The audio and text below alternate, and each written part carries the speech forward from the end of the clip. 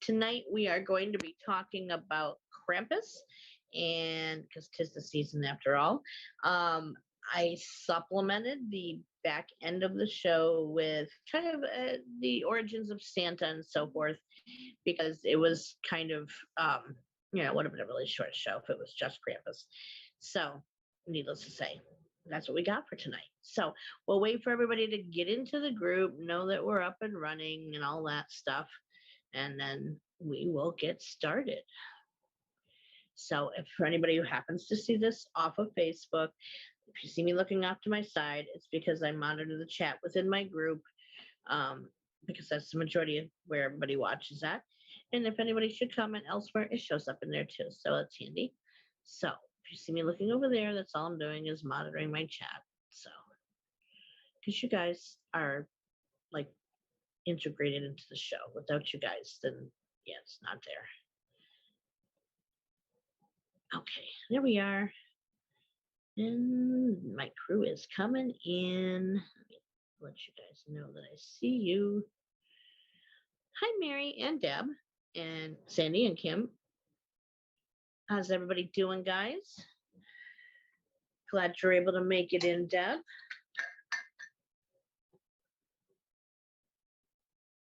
I know you weren't sure if you would, but I'm glad you're here.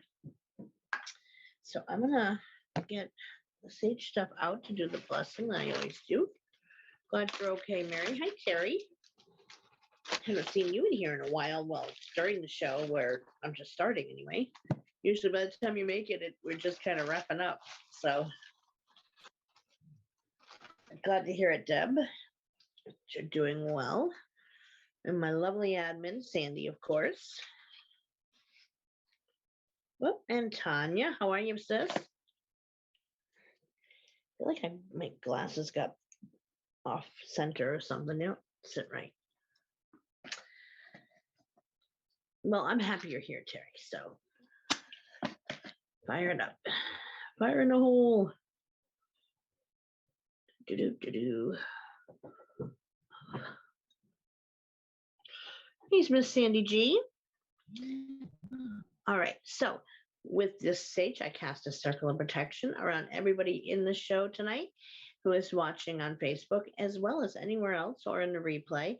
May they be protected from harm, ill will, or other ill intentions, and may that follow them into their personal lives as well, and keeping them safe there as well. And anybody who happens to watch the replay, this will also apply to them. So I will it, so mote it be. There we go, my lovelies. Put up there and let that kind of smolder out. Stay, yeah, that'd be great. Okay, I know we get up with so many Sandys. Hey, Renee. And the notebook. So thank you, Sandy, for sharing out. And yes, please, everybody like and share it. I appreciate it. And I know it's harder to share it.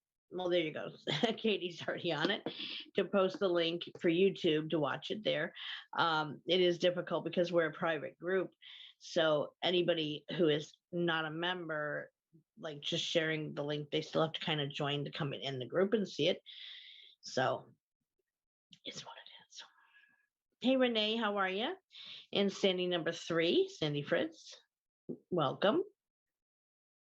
So, like I said, tonight I am going to be combining the two topics of Krampus, and on the back end, going to be covering like the origins of Santa.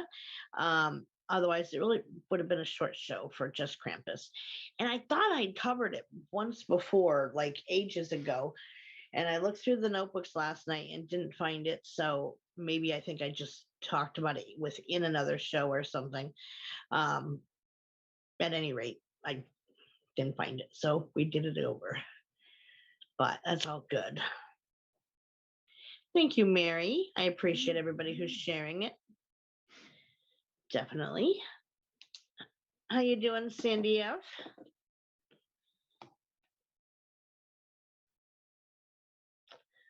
So we can go ahead and get started. There's always people who meander in anyway, and that's fine. Karen will be here probably before too long. She's probably finishing up work. My husband watched Krampus on FX today. I didn't, says Sandy. I have never seen the movie either. I know there is one, but I've never seen it. So yeah, I don't. I mean, I know the reference. I've seen the character from it, but yeah, never saw the movie. But what I know came from last night's research. I mean, I knew obviously who it was before that and the basics of the tradition, but as far as how other countries and stuff viewed it, that was new. So why don't we jump on in? Yeah, well, he is creepy, really. You know, it's a very ancient figure, going back to pre-Christianity days with the pagans are the ones that came up with it. It's kind of like, you know, the boogeyman for the pagans, essentially, for this time of year anyway. There are a lot of Krampus movies, and we're going to touch on some of those towards the end of the section on Krampus. So who is Krampus? So Krampus is a horned anthropomorphic, which means basically where you take aspects and features from like an animal and apply it to like a human. So, or reverse even to where you take humanistic characteristics and apply it to a cat. You know, it's the same idea. So you're taking something, traits from one being and applying it to another. So he's a horned anthropomorphic figure in Central and Eastern Alpine folklore during the Christmas season. He supposedly helps Santa by scaring children who have misbehaved. But there's so much more to this. So, on the evening of December 5th, St. Nicholas rewards the good children with modest gifts ranging from dried fruit, nuts, and chocolate. We like chocolate, right? Yeah, I always gotta have that chocolate. Now, the bad children get punished by Krampus with something that's called a birch rod, which is a bundle of twigs and leaves with the leaves removed. So you get like a bunch of little twiggy branches, lash them together, and it's used to whip someone. And it was actually an ancient form of punishment way back in medieval days as well. So, you know, it's got a long history there. So he, you know, would whip the children with birch rods who hadn't behaved. So he carries that around with him. Some figures who, you know, have drawn him in ancient, not ancient, but, you know, with the old illustrations and such, also show him carrying a basket that he would gather children in as well. Busy guy. So no one is sure of the exact origin of the figure of Krampus, but most think it does predate Christianity, and with origin meaning paganistic. And because of his betrayal in horror films and so forth, he's really become popularized in our own American pop culture as a figure that if nobody knows anything else about him, they know him from our culture and what media has done with them in recent years. So in trying to trace his origins, festivals are still held in Europe today, where he's represented in parades and celebrations, etc. Now, St. Nicholas became popular in the 11th century in Germany, and anthropologists say that masked devils acting rowdy and being a nuisance, since they've been doing that since at least the 16th century in Germany. And anthropologists believe the idea of Krampus comes from pagan supernatural. Hey, Stacy. Yeah, the Netherlands are part of it. That comes from the pagan supernatural element and was often a figure in medieval church plays as well. By the 17th century, Krampus had been incorporated into Christian winter celebrations, and they would pair them with St. Nicholas. Now, as far as the church goes, hi, Marianne. As far as the Christian church, Catholic church goes, they would pair Krampus with Saint Nicholas, kind of to represent good versus evil kind of mentality, and Krampus is often portrayed as like a demon. So, but they would go out together is the idea in European folklore, that there wasn't just like, Santa going around delivering all the gifts by himself. They would go out together, and Santa would take care of the good kids and Krampus would take care of the not so good kids, but they would do it together in a lot of folklore in different places in Europe. So it's really meant to scare people by the church side of it. especially children. And there's a lot, especially and nothing against anyone who's Catholic, not at all, but especially in old Catholicism that, dates back to around the medieval time period. Controlling people's behaviors was a big part of that. If the idea of having these eternal consequences for your actions. So behave the way we say you do, or you will be punished by experiencing X, Y, or Z, burning in hell forever, whatever the whole thing is. So this was used to kind of scare children into behaving to, be good kids. And back then, children were seen and not heard, and they weren't as valued as they are today. So, like that was the idea of being a good kid, is that you be seen and not heard. So let's leap up to kind of more modern times. So after the 1932 elections in Austria, the Krampus tradition was actually banned by Christian Socialist Party. Like they weren't going to have anything to do with it. And then in the 1950s, their government actually distributed pamphlets titled Krampus is an Evil Man and passed them out to everybody. Kind of extreme, but that was like the Socialist Party thing. And that Krampus was known as the anti-Santa. So I'm not sure what you're saying there, Marianne. Hi, sisters. I think it's what you're saying. So towards the end of the 20th century, Krampus began kind of making a resurgence that continues today with popular characters for cosplayers this time of year, as well as the inclusion into like the current Christmas and winter celebrations of things. It's huge for cosplayers. They love this stuff, especially those who are like Norse pagan belief systems. They love, if they do the cosplay thing, they often will choose this character this time of year. Oh, that's okay. Okay, I don't know why my Google search just turned on and was repeating every single thing I said. That's odd. Okay. Wasn't even touching my phone. It's haunted. Krampus is impacting it. So Krampus was also has seen a revival in Bavaria, and they have local artistic traditions of making hand-carved wooden masks of Krampus, and that's what the people would wear who would participate, representing him in like their parades and stuff. I've seen some Krampus parades on YouTube. Yeah, I was watching one last night on TikTok of a couple gentlemen who were getting ready for their makeup for doing like a bunch of videos at one time, and one was dressing up as Krampus and the other one was doing the Grinch. So it was interesting to see that divergence between the two, but I mean there are a lot of similarities between the two characters, to be honest. But yes, it was quite in depth, and I mean the amount of hours they put into that is amazing, and especially when they have like the full body costume with it. Yeah, those are cool. So there were reports in 2019 of drunken disorderly conduct by masked Krampuses in some Austrian towns. I mean, I can't imagine like the radio calls that would go out amongst the police of, we got another one, and have a bunch of Krampuses in the lineup in the police station for drunken disorderly conduct. These are the things my brain thinks of late at night when I do the research for the shows.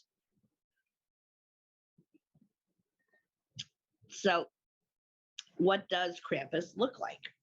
Now, there are many interpretations, of course, because again, it's all these different folklore traditions that created Krampus and have their own different celebrations and stuff involving him.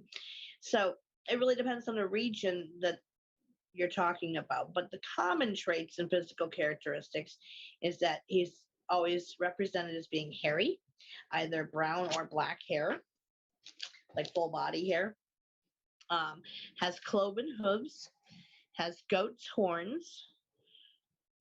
Oh, right. I know. It would be awesome to see in person, Renee. Absolutely. So he has cloven hooves, has goat horns and fangs, and a long, long pointed tongue that lolls out of his mouth. that he carries chains thought to symbolize the binding of Satan by the Christian church. And for dramatic effect, he'll rattle and shake the chains, especially when he's approaching small children to give them a good scare. Some will carry the previously mentioned birch rods from the pagan origins used to swat at kids. They may instead carry a whip as well nowadays. They kind of can do both. Um, Another tradition is for Krampus, like I said a few minutes ago, to carry a basket on his back or a sack, which was used to cart off the children that had not been behaving. um, but they reference them as evil children. Now, I take issue with that because I definitely do not agree that children are born evil or anybody is born evil, but least of all children. And, that was kind of the label that came from the Catholic Church side of it. Oh, yeah, yeah. The drunken hairy guys. Like I said, it's common with the trends on TikTok of the white Norse pagan guys who are, big and badass and have the big beards and stuff, and yeah, tattoos everywhere, and yeah, it's a sight to see when they're all made up, though.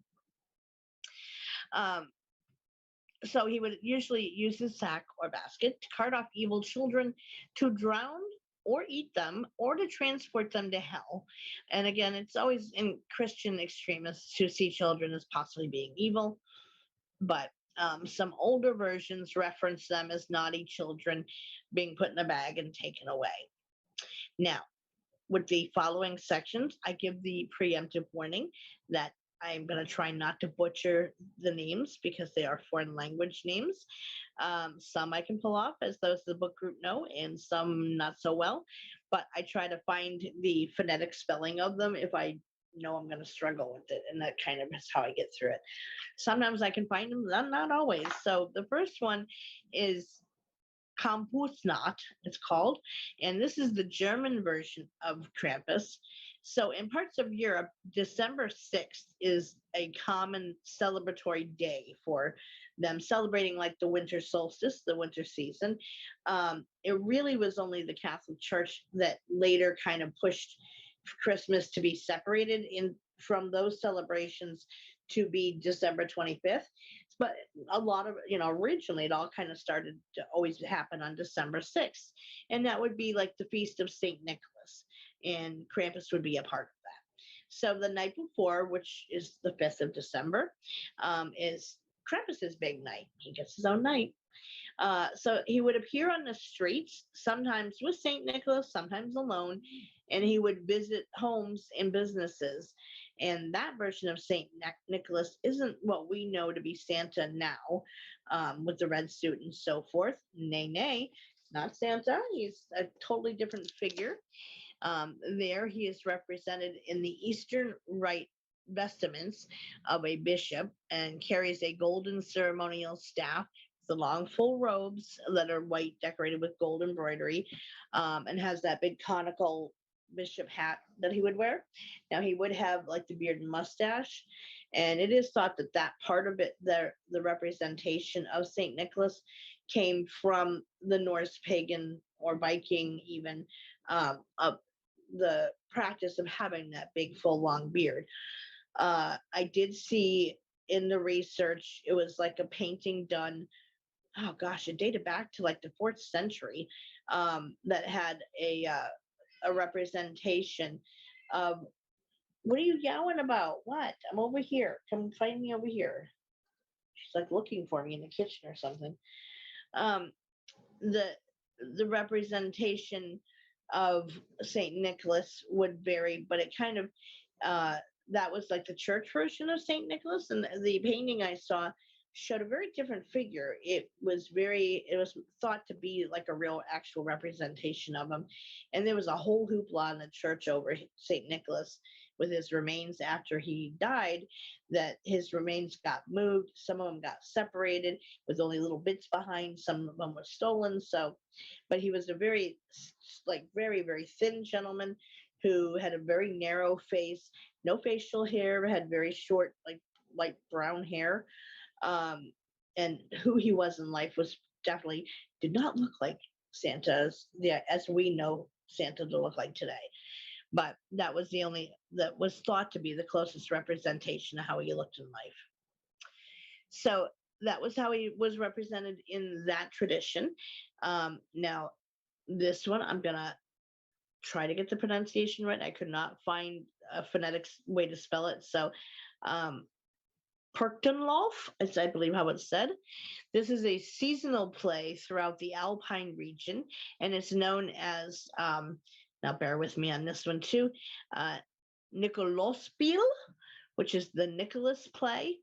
Now, in these plays, St. Nicholas, he rewards children not for good behavior, but scholarly behavior.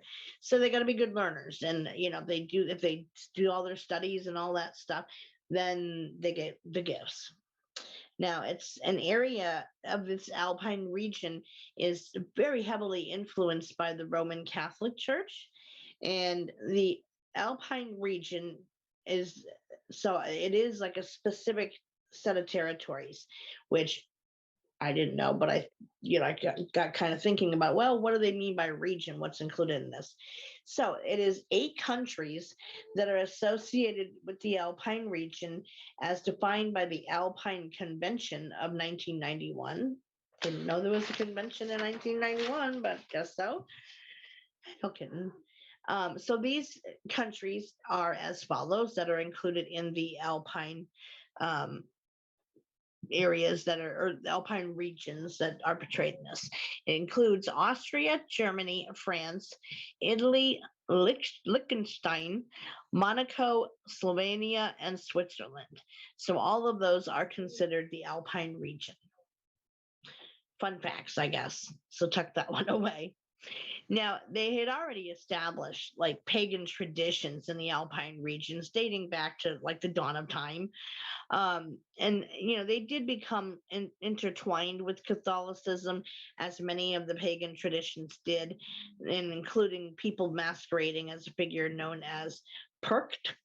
And this was a 2-legged humanoid goat with a giraffe-like neck wearing animal furs.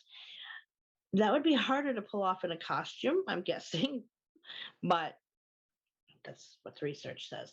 So they would march in parades, and civil authorities and the Catholic Church actually tried banning these gatherings because anything, we talked about this before in another show, I want to say it probably was the show on paganism, that the Catholic Church at one point tried banning being pagan. Anything having to do with pagan was made illegal. But you can't really reinforce that in the really smaller villages and outlying areas. It's a whole lot harder to get to those places, even to try to put a stop to it. So the ban wasn't really effective in those places. So it is much more truer to the original pagan practices than what the Catholic Church influenced them to. And as also talked about in other shows, the Catholic Church took a lot of different beliefs and holidays and special days, sacred days, from different populations of people in an attempt to get them to convert. They figured, well, if I take this and make it at least similar to their own special, how their practice is, it'll make them more likely to convert. So a lot of the current things that we go by and don't even think about are from just that. They're from other traditions, other people's belief systems, etc., other regions, including Egyptians even, and Vikings as well, that have to do with the Yule celebrations versus Christmas. The Yule, you burn a Yule log in the fireplace, and you bring in pine boughs and decorate your house, and they kind of turned that into like the Christmas tree. Miss Linda, how are you, darling? My cousin's daughter went to see the Yule goat. Really? What'd she think? So it really depends on which tradition you go to, but the outlying areas in the Alpine region still practice the more traditional pagan way of celebrating. So they march in parades, like I said, and, scare the children, rattle the chains when they get close to them, etc. Just to kind of, the kids know it's just a parade, but so there, Krampus was made to be the subject to St. Nicholas's goodwill. So kind of like, Saint Nicholas accepted him as his help and tamed down the mean old big bad demon mentality thing. Another celebration elsewhere, or way of celebrating, working on witchy stuff. That's always a good thing, as one must. So it is Krampus log, which is customary to offer a Krampus schnapps, which and to drink like a strong fruit brandy made from distilled wine or distilled schnapps even. Get him drunk, I guess. So if he shows up, like you would go around even knocking on people's doors, and that's what you would do to kind of earn his good graces, is to give him schnapps, make him drunk. The next one is Krampus Garten, which is another tradition amongst our neighbors, the Europeans, and that involves exchanging holiday cards featuring Krampus on them. Now, this has been a tradition since the 19th century, and they usually have an introduction saying "Greetings from Krampus," and usually have like funny rhymes, and poems on them. On these, Krampus is also usually shown looming over children menacingly, but he's on the cards. Interestingly, he's shown as having one human foot and the other foot is the hoof of the goat. Greg Almond, like peppermint schnapps. Okay, there's Karen. So, breaking a bit from tradition there in how Krampus was represented on the greeting cards. In the group, the show reminder notice I posted is an example of one of those cards that were from that time period in the 19th century. Yep, we're on your topic, and you already missed 10 pages of it, so sorry. Replay, So some are even having sexual overtones to their celebrations and traditions, involving Krampus kidnapping large-chested women and running off with them. I did come across a lot of illustrations showing basically just that, of Krampus having a big bosomed woman thrown over his shoulder and like in the process of running. And I just got booted out of the group. So let me find our, there we are. That was weird. That always happens during the show. I don't know why. I told everybody that at the beginning of the show that you'd be along after you got done with work. So,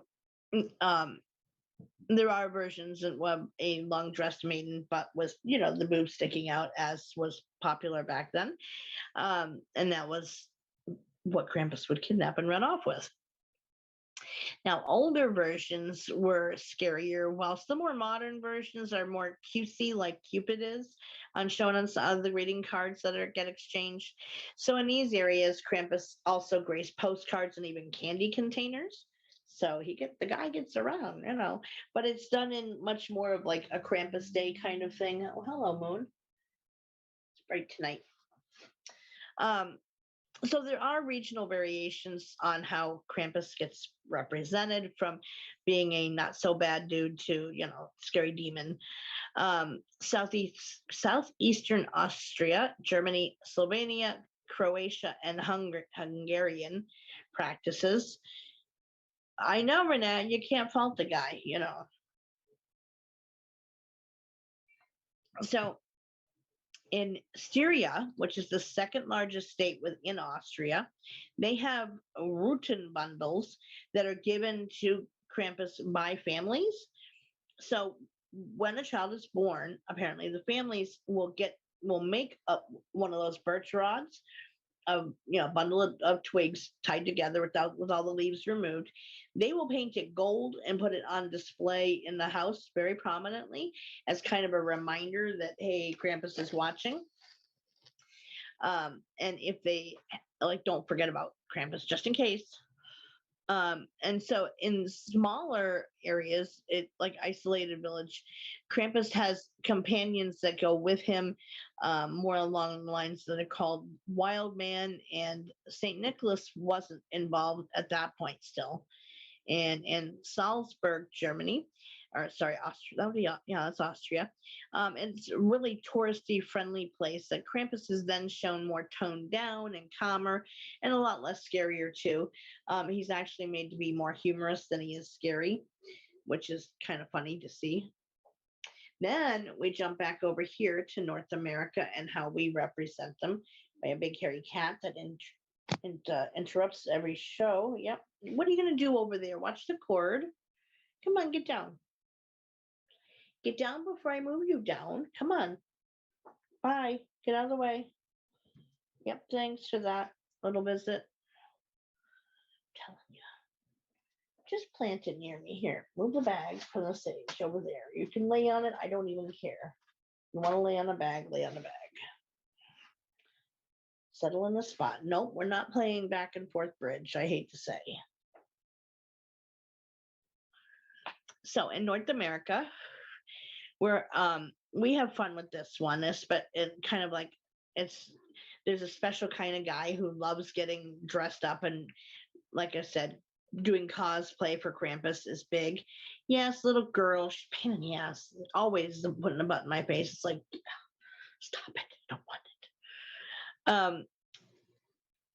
it. So I've seen, I would say, at least 10 different creators on TikTok who do the makeup and stuff every year for doing Krampus videos and such. So again, it's much more like the Norse pagan guys that are big guys, and who naturally have the big beard and longer hair, and they're full of tattoos and look like a biker dude. Not to be stereotypical, but other countries like Croatia show him much more like a devil wearing a sack around his waist, kind of like a loincloth. He has chains around his neck and ankles and wrists, and there St. Nicholas gifts them and is given the golden branch for good deeds. But if they've misbehaved, Krampus will take the gifts for himself and leave only a silver branch representing bad behavior. So he'll take the gold one and then leave a silver one in place to kind of say, hey, I'm calling you out for being bad. In North American media, Krampus has been imported by us into various media forms, including Krampus, the Devil of Christmas. Now, this was a collection of postcards in vintage style from 2004 by a gentleman named Monty Beauchamp. There's a name. And then we had a novel by Gerald Brom titled Krampus, the Yule Lord that came out in 2012. And there was a live action TV called A Krampus Carol, and a 2012 episode of The League that also showed Krampus or dedicated to Krampus. I offered neighbors to dress up as Krampus. That would have been pretty awesome. Oh, me too, Sandy. I know. Cold's back again. Wasn't bad last week, though. I'll have to remember to tell you guys about the kittens outside that story after we get done. A mother Krampus, that I've not seen anywhere. So there's also animated Krampuses via A Very Venture Christmas, which was a 2004 episode of the Venture Brothers. I'm not familiar with that. Then Minstrel Krampus, which is an episode from 2013 of American Dad. I'm not sure if Krampus goes around singing in that. I have no idea, but that's what it said. Even Lady Krampus Who Kidnaps. Man, interesting. I've never seen that portrayed anywhere. Huh. There's even video games with Krampus in it. There's one, Carn Evil, which was a 1998 arcade game, and The Binding of Isaac was Rebirth, a 2014 video game. Then we had the 2015 Christmas comedy horror film Krampus, which I think is the one that Sandy Griffin was talking about. Of course, she looks like a dominatrix, because what other thing would be, get Ben's attention, I guess, in order to want to be kidnapped? So in 2015, that comedy horror film Krampus, which was a Universal picture film. They were all on Tubi, like 8 different ones. Oh, Yeah, I don't use Tubi because the commercials get on my nerves. So, as we can see, people, especially here in the United States, have fun with the character, and most don't see him as an evil character, but more of a naughty, amusing, sarcastic, and badass kind of way. So, that's pretty much Krampus in a nutshell. There really wasn't, that kind of brought us up to modern times. So, since that only left us at, the show would have been over in less than 40 minutes. So I then also covered the origins of Santa to kind of round things out because I'm nice that way. So, okay, Santa, aka Father Christmas, Saint Nicholas, Saint Nick, and Kris Kringle. So Santa originated in Eastern Christian culture, like the Eastern Orthodox Church, and is said to bring gifts of toys, candy, or coal on Christmas Eve. Get the hot Krampus. There's my pen. And as we know, he accomplishes this with the help of Christmas elves who make the toys in his workshop, cheap slave labor, at the North Pole. You guys are funny, his tongue. And he has magical flying reindeer to get around the world in one night, right? So the Santa character is based off of Saint Nicholas, who is the English figure of Father Christmas and the Dutch figure Sinterklaas. The image we all know of Santa became popular from Canada during the 19th century due to a huge influence of the poem A Visit from Saint Nicholas, aka A Night Before Christmas, The Night Before Christmas as we know it. This came from an anonymously published poem in 1823, but later was attributed to somebody named Clement Clark Moore, who claimed that they had authored it way back then. There was a little bit of dispute to that. Somebody else was also claiming authorship after the fact of it, but initially it was published anonymously, so we didn't know who wrote it. I actually have a copy of the book that was given to my aunt when she was a small child on her birthday. I think it's dated from 1950, 54 or something like that. It's old. It was a bad guy and good guy in one entity, but adding that onto my list. Hey, if it works for you. So that Clark Moore person apparently came forward in 1837 claiming that, yes, it was me all along. This is also where the tradition of leaving gifts, plural, not just one, but because in the older traditions, like with the Krampus stuff, it was said that he would only leave, St. Nicholas would leave one gift. And in this new version, he would leave gifts pluralized, so several gifts. And so it changes slightly from different cultures, whether someone follows the St. Nicholas traditions or not. Some of which, again, we talked about with the Krampus stuff. So this view of Santa has been firmly maintained and reinforced in every facet of media, etc., throughout our own country, especially. Now, the Santa figure comes from St. Nicholas, but who was St. Nicholas? Because I wasn't going to cover it twice, so I decided to cover it here. Changes depending on the economy too. That too, yes, yeah, definitely. Back when I was a caseworker, a little side story, I never had encountered more generous people who gave and donated at Christmas time than teachers. Considering all the money they have to already put out for supplies every year for their classes that isn't provided to the school, they got to take all this out of pocket, but they will every single Christmas adopt families in need.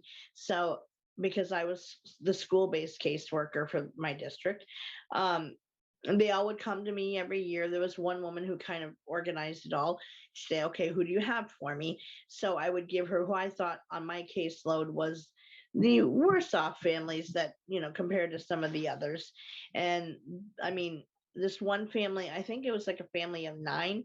It took me 3 carloads to get all of the gifts to their house once they were wrapped and ready to go, because they would also buy for their parents as well. And I would always try to caution the teachers. Yeah, broke ass teachers doing it, exactly. And I would always kind of put the brakes on them a bit to say, the parents are not going to be able to replicate this on their own. And so how that makes it really hard on the parents to try to cover that the following year, to outdo that. And they wouldn't listen, of course, but tried to plant that seed. And so they were so generous with all the families that they would adopt, and those would be the Santa presents for the kids. And like I said, they would give to the parents as well. And yeah, 3 carloads to get all of the gifts, and that was filled to the brim. Back seat, trunk, front seat, passenger side. I mean, my car was overflowing each time to get all those gifts there. It's crazy. You never knew what, Renee? Krampus has a girlfriend, Frau Perkta. I did not hear that. Yeah, I've never heard of a female Krampus one way or the other, and even in the research, she wasn't mentioned as even in passing. But I mean, it makes sense that there would be in some places, but I have not heard of that before. So again, we kind of increased and that's where the whole thing of Christmas turning into a very commercialized thing came from. Was this the gifts, plural? So there just being one gift. So that's where we came to exchange gifts. The belly slitter. I've not heard of that. Is it a horror movie or something?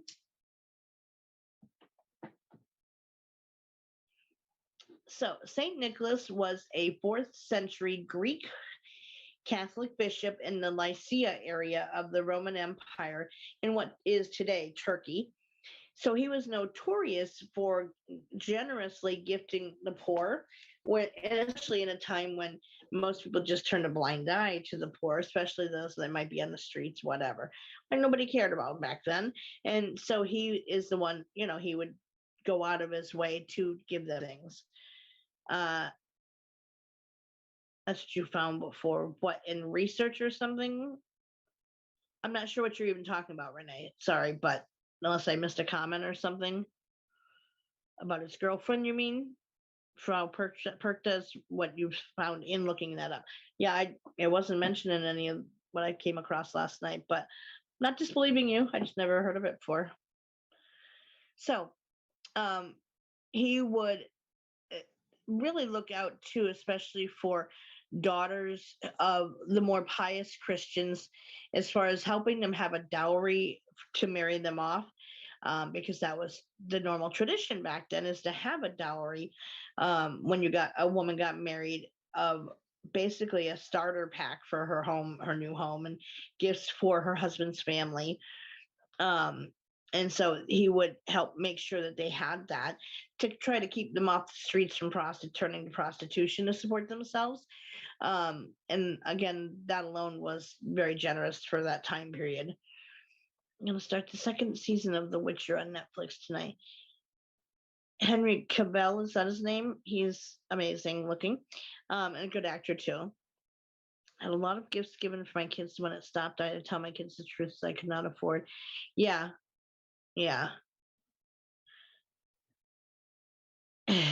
Yeah, I haven't actually seen it, but it's been recommended to me to watch it. Yeah, Marianne, that is and exactly what I'm talking about, is that parents can't duplicate that level of generosity on their own to their children, and having to kind of go down to a sparse Christmas again after that amazing one. I mean, yeah, it's great memories, but parents can't keep up with that. So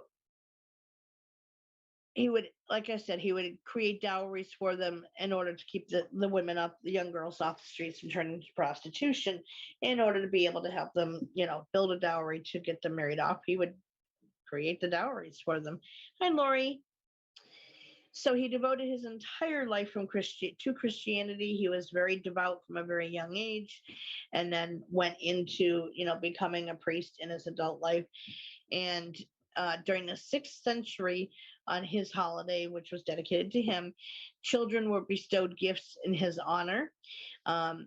This then moved from December from December 6th to December 24th and 25th through the course of Reformation regarding the Catholic Church. Yeah, we're kind of on the tail end of the show, but better late than never. If you're interested, you can do the replay. So then we move on to Father Christmas. This dates back to 6th century England during the reign of Henry VIII, when he was pictured as a large man in a green or scarlet robes, and that was lined with fur, and he kind of personified the image of peace, joy, good food, wine, and revelry.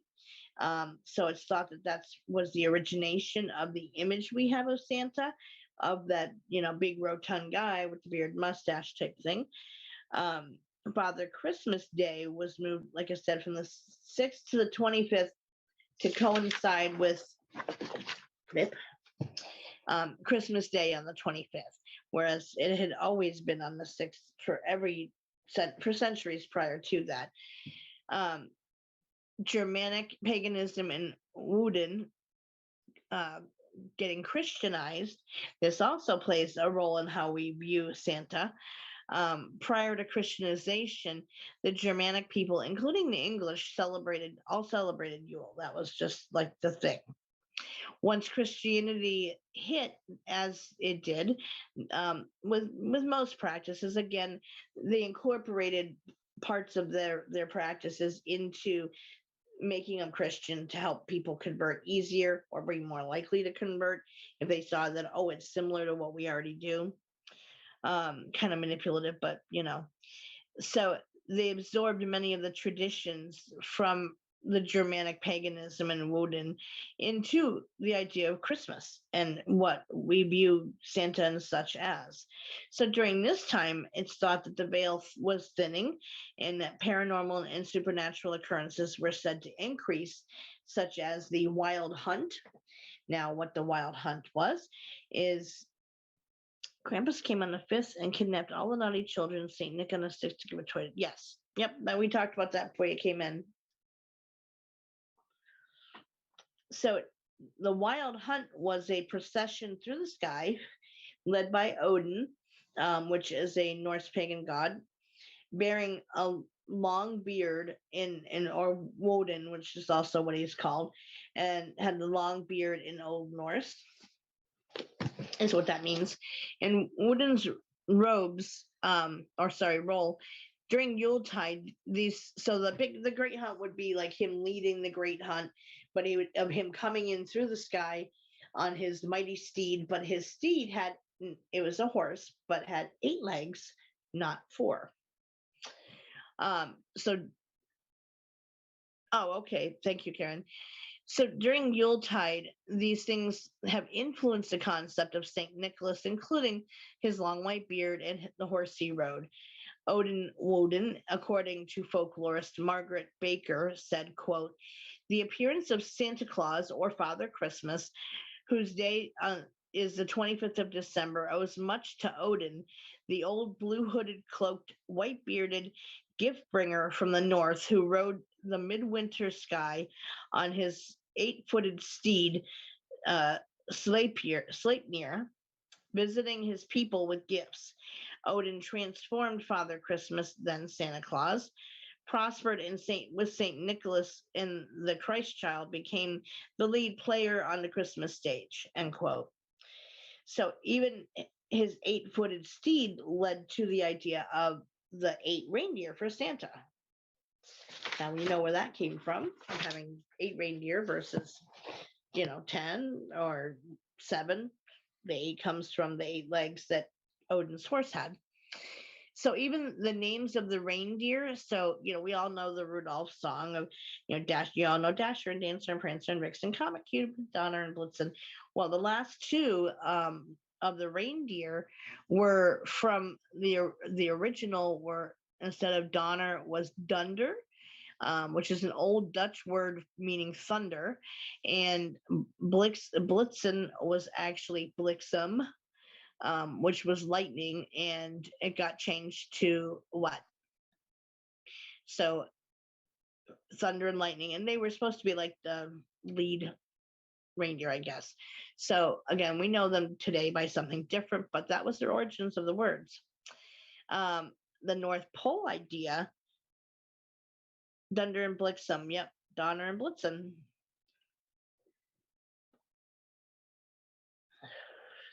And I wonder too, because in many places where you have whomever, settlers, colonists, whatever, when they were interpreting language from the people who originally lived in those places, they would mispronounce it and not know how to spell it, so they'd kind of fudge it a bit.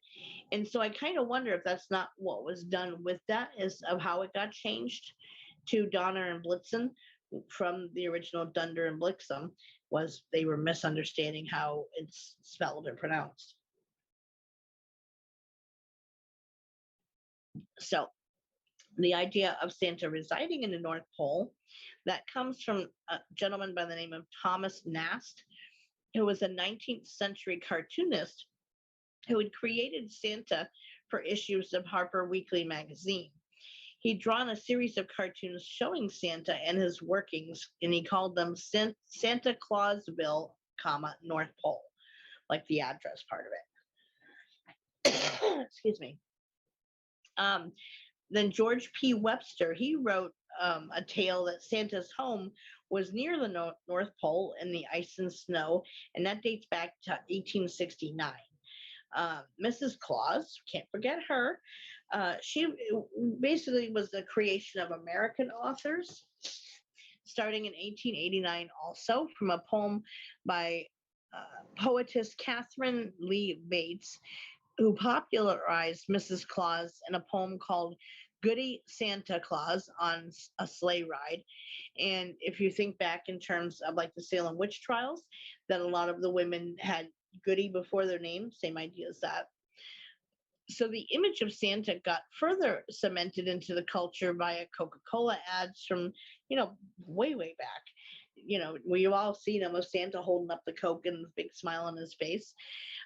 Also charities like the Salvation Army, who fundraise every year for Christmas with somebody dressed like Santa. By the early 20th century, the idea that all of Santa's toys were handmade by elves in Santa's workshop in the traditional elven manner. This led to them be looking at, like, somebody had written some story, and it was for some financial magazine thing. Yes, he is jolly, and because he drinks Coke, apparently, which is better than snorting it, but we won't go there. Hey, Brenda. So in this magazine, it was portrayed like Mrs. Claus running and overseeing a factory with assembly lines and things in the factory, and that she ran and oversaw this big, massive empire of toy making, with the lead elf also assisting her. How you doing, Brenda? So it was once portrayed as a fully mechanized product and had a distribution facility that was managed by Santa and Mrs. Claus overall. But, most people now are kind of, we look at it not as some big factory. It's like the little elves sitting at their tables and, creating things. Isn't that the only way to have Coke, really? Just saying. Coca-Cola original formula made Santa the man he is today. Definitely. At least Santa wasn't doing weed or tequila. That is true. Wouldn't give you the same image. So then in 1912, Leadham Bantock became the first actor to portray Santa that was called Santa Claus in any production. And it was actually like one of the old original films that were done, and I mean, not just black and white, but the old time film strips of the silent movies. So he was the first one to portray that in any movie back in 1912. We all have our holiday favorites to choose from, with like the stop motion claymation figures from many of our childhoods, like Frosty the Snowman, Rudolph the Red-Nosed Reindeer. It's a Wonderful Life, and Miracle on 32nd Street, and the movie Elf, etc. That also includes Santa in them. So he, I'm not even sure where you guys are going with that conversation, but I'm not going to read the comments on air. Um, so Santa is the only male iconic figure that we have in our culture who is male, doesn't carry a gun, and is all about peace, love, joy, and giving, and is connected to the past, and hence that way carries the future. So that is the origins of what we today call Santa Claus. There we go, my lovelies. So that is Krampus and Santa Claus together. So next Willow's Bend is going to be, what's the date? I don't even know what the date is today. 13th? 20th. Yeah. No, today's the 20th. 27th will be the next Willow's Bend. I normally write that down and I didn't for some reason. Let me write 12, 27, just so I know when I go to do it. So basically, we had talked during the last show about me redoing some of the old topics. Oh, you're very welcome, Sandy. Thank you for being here as always. So topics for the next time. The last show we talked about me recovering some of the topics that had been lost with the original archives of the original group because they're gone. And this way, being on Soma Fusion, they're going to be archived and saved. So, I mean, yes, they'll still be accessible in the group archives. However, should something ever happen to this group, then it'll still be saved up on YouTube and Soma Fusion everywhere. They're not going to ever get rid of it, no matter what happens. So if we redo them, they're going to be there indefinitely. In the UK, he's called Father. Yep. See, we covered all that, Brenda, but you're late. See, that's what happens. Just teasing. But yes, I did talk about all that too. No, Katie doesn't delete anything, and I talked about that with her way back before I even joined Soma Fusion to see, if I should happen for some reason to leave Soma Fusion, are the shows going to be deleted? Because where I originally started with, for those of you who maybe remember that person, once I left, they started deleting them and lost them. So they'll be saved through Soma Fusion. One of the perks of hanging the membership dues. So there we go. So we redo the original topics. Also, Karen had expressed interest in the topic of Island of the Dolls, which I did also cover way back when. So I figured the two to kind of consider for next week. Sorry, I'm trying to reach something. Is the Island of the Dolls, or the topic of one's awakening. I've had that also be requested recently by people that they kind of are in the middle of the process, or they're not sure what comes next, that sort of thing. And I do remember we covered all that originally. Thank you, Mary. So which would you guys like? 8 p.m. Eastern time. I don't know where it is you moved to, but that's if you're still in the Eastern time zone, but that's what time we start. Hopefully you can find. Well, Renee, I have all the old notebooks from all of the old shows. I was surprised to see the ones I've recently posted in the guide section come up in my memories, because again, my original profile was gone, and I don't remember the exact date of those. It was near the time that we lost everything initially, though. So yeah, Katie does still have all of the Willows Bend shows that were done on the network. We started with the network. So, and I've also saved them to my YouTube channel as well. So there's a second copy of, whatever place is easier for you to go to, they're in two places. So my link to YouTube is in the notification section of the group. There's a whole big post there that's pinned in there and has been. So you guys can always go there or Soma Fusion to see any of the past shows for there. But we can recover the topics, prior to September of last year. So Lori says awakening. Let me get my pen. Let's see. Lori says awakening. Mary says Island of the Dolls. Put a little hash line there.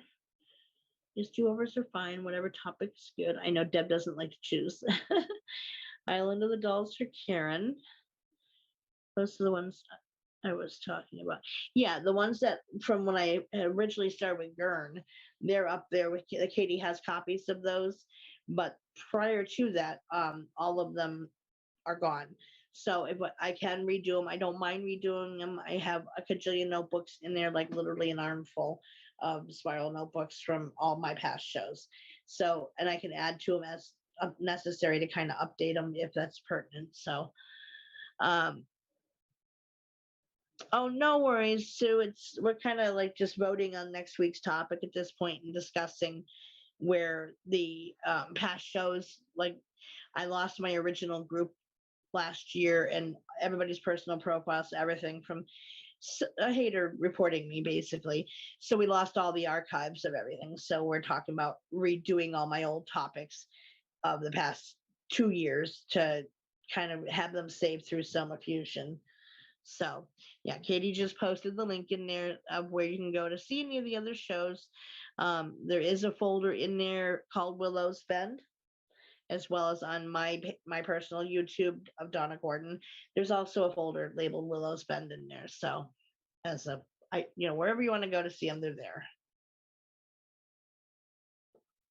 And everything that has been covered since starting this version of the group are in the archives in here. And anybody who is interested, just go up in the little magnifying glass in the upper corner of the group on the right-hand side and click on that and do a search for Willows Bend episode, blah, blah, blah, or, they'll come up, or a topic name and anything that's been covered since when I think it was like June or something that we recreated this group last year. So anyway, Marianne says Island of the Dolls.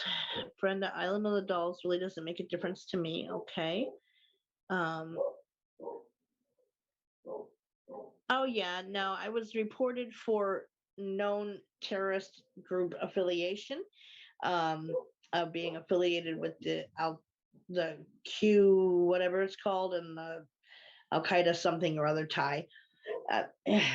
Obviously, like they wouldn't even let us appeal the decision to take it down. So all of my admins and myself all lost our personal profiles, everything, like 20 years of Facebook information, business account stuff. We lost everything in the original group. So, but like the Phoenix, I do rise again. Can't keep me down. Just try and shut me out. Katie says Island of the Dolls. Okay. I thought we did. Nope, that's what we're talking about, Linda. Come on, stick with this, honey. We were talking about how all the old archives were lost, and that was one that was covered before, of redoing all those shows that got lost over the last 2 years prior to restarting the group and then starting up with Katie. Now they're saved, of course, and archived, but previously not so much. So yes, we had covered it previously, but that was gone from the old group. All of us from the awakening spiritual side, nuts and bolts are considered terrorists. I was treating like one at the airport the other day. Oh, good heavens. Yeah, we never did find out who was behind it. I'd been being targeted. Several other people got hit by the same people or person. They would never be mature enough to come forward and say who they were. Of course not. Or talk to me like a mature adult. So they just kept reporting me and Willows. Any attempt to remake Willows Bend, I'm not going to give out the secret of how we got the group back up and running again, but we did. And, you can't keep us down. That's okay, Linda. I was only teasing you, sweetheart. Exactly. Can't shut us up on Soma. No way. And, so whoever it was, obviously had a personal vendetta against me. They knew who I was closest with and went to them trying to run their mouths and start crap. And some people listened, some didn't. Nobody really believed me that I'd been actually being targeted until we lost the group. And then everybody was like, oh my God, you're not kidding. No, I wasn't kidding. There was a whole bunch of other stuff. It went on for like almost a year that the person, whoever was behind it, was messing with me or my stuff. So It's no secret, Donna, you have the light on your side, and that's how you got your show back up. Duh. What? Yeah, no, that's what I kept posting, is that no one's gonna dim my light. Hell no. It's who I am, and I'm what it's what I do. It's my purpose for being here. So the idea that some person who's bored with their own life and has nothing better to do is going to take that from me, no. One-sided crazy drama indeed. And I don't do drama. I hate drama. And my anger towards the situation came more from they didn't care who they hurt in an attempt to hurt me. And like my admins and stuff, they didn't do anything wrong to anybody, and they didn't deserve to lose everything of their personal profiles. I mean, that's not even talking about the thousands of hours of research time I had in all the old shows. That was a whole separate thing. But, you guys didn't deserve to get hit by them too. And so, but you can't keep a good group down. Exactly. They'll deal with their own karma with that. And so, big meanie heads. Anyway, so we only have 5 votes and 12 people here. So what sayeth you, Awakenings or Islands of the Dolls? Or Island of the Dolls? The Island of the Dolls was a bit of a shorter show, I do remember, because, it's based off it's one place and it's only so much to say about it. Awakenings was a bigger show because it's a bigger topic. But I covered like every aspect of the process of going through it, what stages are of the having your awakening, and so forth. So Tanya says dolls.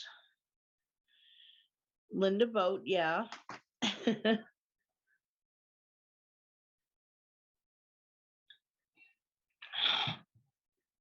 Origins of the New Year. Well, of celebrating, I'm assuming you mean, which we haven't done before. Oh, and I know Kim wanted the awakenings as well, so I'll put the vote down for her. I don't know where she went, but she was here at the start of the show. She might still be listening. But yes, we can add that as a topic.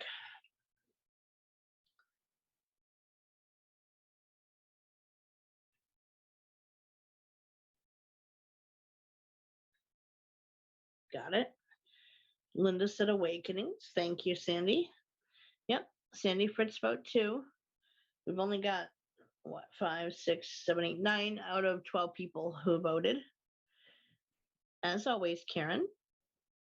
If I said Sandy Miller's name, then I got her vote. I believe she said Island of the Dolls, I think.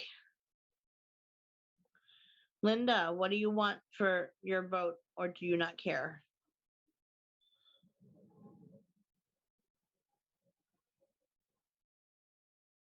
She walked back away. Renee, what did you want, love? Or don't care? I know Mary voted. Brenda, Mary Ann. I don't think Mary Ann did. Oh, you did say Awakenings. Okay. If I didn't say you, I think I got you though. I think I remember saying your name. So I do have you down. I mean, no one's going to pop up. Linda says Awakenings too.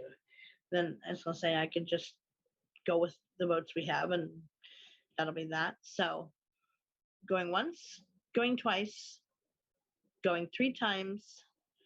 Sold. Island of the Dolls has the most votes by 2, which is probably the people who are missing. So we'll cover that, and we'll keep Awakenings on the table also, because several people were interested in a refresher on that, because it was, it was a very comprehensive presentation of the topic. Cindy Griffin says Awakening also. Okay. Island of the Dolls is still ahead by 1, but and I also have Origins of the New Year celebration on the table for next time too. So yeah. All right. So it looks like Island of the Dolls wins for next week. Whoever hadn't voted yet, well, I give them a chance. I can't say more than that, I guess. So that'll be the topic for next week. Book group this week. We still have to figure out, when you want to aim to do it, because of I know a lot of people had, like Tanya and stuff, are busy Christmas Eve with family plans and such. Wednesday, I am not going to be good to sit up for 5 hours after getting my procedure done tomorrow. which is tomorrow. So, yeah, I've already been warned that I'm pretty much on bed rest for a couple days after that gets done. So, thank you, Sandy. So, if you guys, I mean, if everyone's okay with book group on Saturday of this week, which would actually be Christmas Day night. By then, most people are done with celebration stuff. Cool, Deb. Thank you. But we can aim for Saturday if that works for everybody else who had a problem doing it on Friday. But they said, count on bed rest for, so Wednesday and Thursday at least. I'll be down for that. You too, Lori. Thank you, Tanya. I'll make a post after I get back home and let everybody know. I'm sure I'll be fine. Saturday night. Okay, so we'll go with that. So I keep saying Friday. Saturday night, 8:00 Eastern will be book group this week. I will do a event notice for it as always. I have to have a bone marrow biopsy done for my hip. Saturday's fine. Okay. You too, Sue, and thank you for coming. I appreciate it. So, for everybody else, like I said, I'll give you an update post. I'm sure I'm gonna be fine. I won't know about the whole cab thing ride stuff. They did call me and clarify a couple points of the procedure. They getting knocked out is not an option for it. Apparently, sedation isn't a thing. They just give you really strong pain meds, which I'm kind of already on strong pain meds, so I'm not sure how much more those would help, but they don't actually knock you out for the procedure. They just give you the strong pain meds before you go in for it. So I would be awake. And then they said they keep you about an hour afterwards. So I'm figuring by the time I get out of there, it's going to be like middle of the afternoon, give or take. And then another hour to drive home afterwards. So yeah, it's going to be, towards late afternoon, supper time by the time I get back. And I got to wait till tomorrow to talk to the cab company to find out when they're in the place that the procedure is getting done. So we'll find that out, but we'll figure it out. It'll work out the way it's supposed to. There we go. So thank you for everybody for coming. Book group Saturday then this week on Christmas Day evening, 8:00 Eastern time as always. I'll do the event notice probably tonight after we get done to set that up. And everybody have a wonderful, blessed week. Any Christmas celebrations that are happening for the 24th, enjoy with your family. Tanya, I know you had stuff that night. And I will, again, let everybody know when I get back home safely tomorrow so no one's worried and so forth. I'll probably just put the message in the book group chat because you're the main ones who worry about me anyway. So we'll go about that way. Thank you, Lori. I appreciate it. Like I said, I'm sure I'll be fine. And I'm not expecting anything big and bad to turn up from the test. It's more to rule out stuff because what my blood work showed potentially can mean stuff like cancer, but that's it. So I don't think anything like epiphany is going to come out of as a test result from it, but they can at least rule out the big bad things. So absolutely, Deb. I got nothing. So that's the plan then. So I'll let you guys know when I get back tomorrow and then book group on Saturday night instead of Wednesday. So lots of love, many blessings to all of you. I love you. You're my family. You know that. And have a wonderful week. And I'll be around. I'm not going to be able to do much else from laying out in bed all day. Frustrating. But anyway. So I love you guys. Have a wonderful rest of the night. And I will see you guys around Facebook land. Have a good night.